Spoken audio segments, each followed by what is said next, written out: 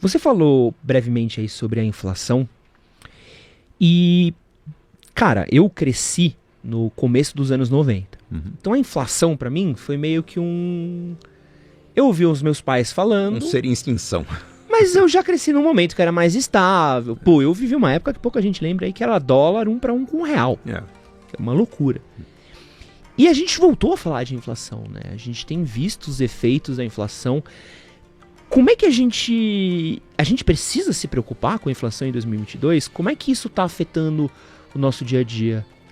Bom, a gente não precisa se preocupar como nos anos 90, em que a economia era indexada. Né? Meu pai assistia ao telejornal, o dia que Joelmir Betting ia falar sobre o gatilho salarial, meu pai falava, cala a boca todo mundo que eu preciso fazer a conta aqui, se ele perdesse o número, ele não sabia exatamente quanto ia entrar de salário no dia seguinte. Então ele informava o gatilho salarial, meu pai multiplicava aquele número pelo salário do mês anterior, sabia quanto ia entrar de dinheiro no dia seguinte, que não significava muita coisa, porque o dinheiro mudava todo dia, mas com aquele número ele sabia a proporção que minha mãe tinha para ir no mercado logo de manhã no dia seguinte e comprar logo o que precisava, pelo menor preço possível, antes que o preço aumentasse à tarde. Então era uma loucura.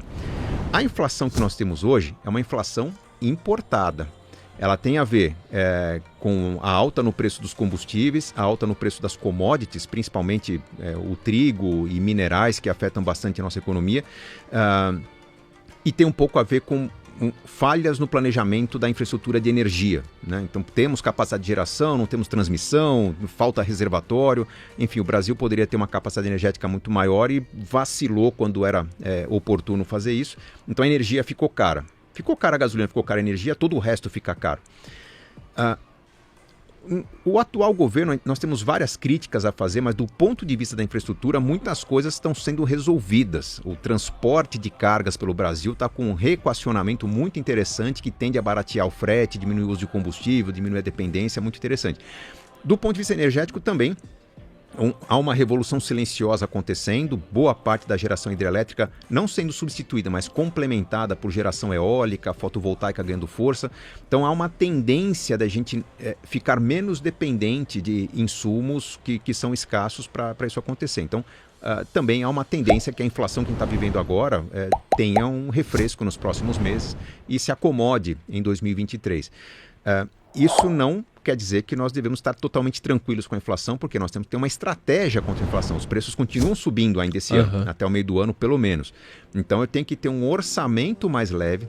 Tudo que eu falei até agora se soma essa resposta, mas diminuir gastos fixos, diminuir compromissos. Eu consigo fazer uma compra que eu posso parcelar em 12 vezes? Cara, só se você precisar dessa compra, porque o ideal é você não estar criando uma limitação de escolhas daqui a alguns meses, em que você tem contas para pagar, prestações dos meses anteriores, e aumentou o preço da escola, aumentou o preço do condomínio, aumentou o preço do aluguel, e você não tem o que cortar.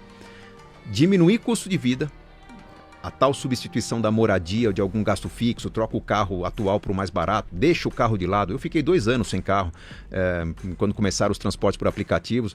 Cara, desfaça-se de um grande bem para reduzir o custo fixo. Gaste mais com qualidade de vida. Pode ser cursos, pode ser lazer, pode ser fazer um pé de meia, mas tenho que cortar nos próximos 6 a 8 meses, que essa vai ser uma ótima defesa contra a inflação. Eu acredito que no ano que vem nós teremos preços arrefecendo um pouquinho, vão parar de aumentar, a renda tende a acompanhar. Acho que a gente vai sair dessa pandemia logo logo, e saindo da pandemia um certo otimismo aí deve fazer com que a renda aumente também, e uma coisa acaba compensando a outra.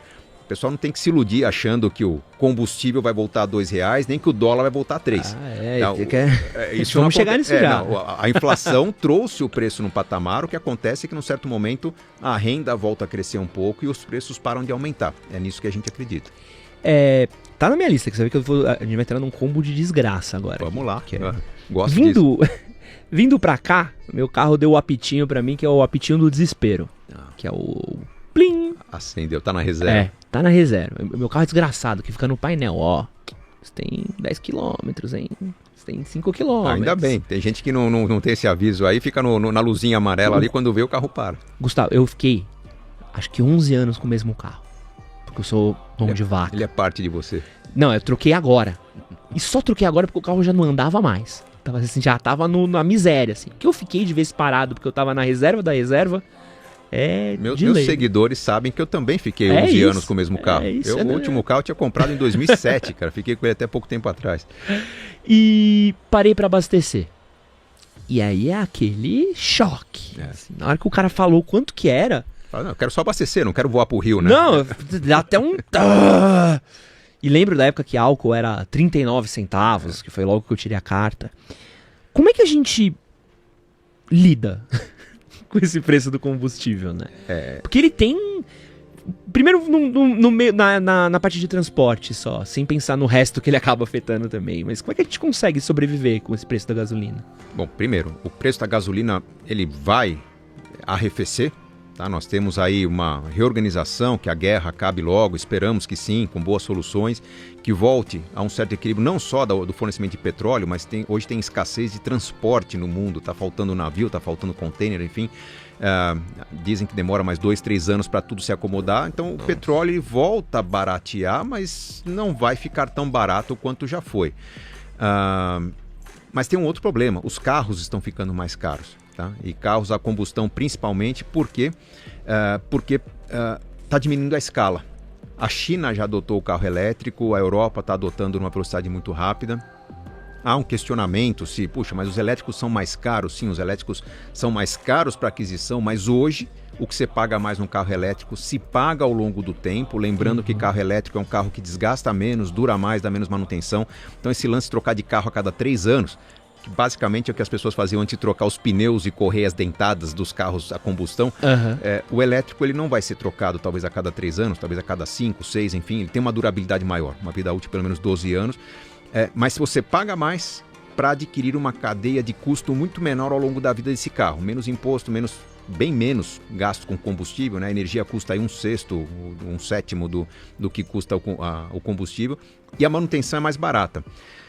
Há uma tendência de aderirmos aos carros elétricos. Essa tendência é que as pessoas que buscam carros populares não encontrem soluções, mas nós temos uma vantagem muito grande, que o uso compartilhado de automóveis é algo que vinha francamente forte antes da pandemia, deu uma esfriada quando todo mundo se isolou, mas o compartilhamento de ativos, eu acredito que tende a ser a realidade do futuro.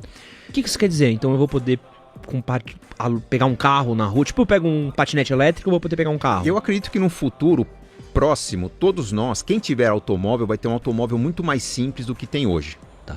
Menor, mais compacto, alguma coisa mais funcional.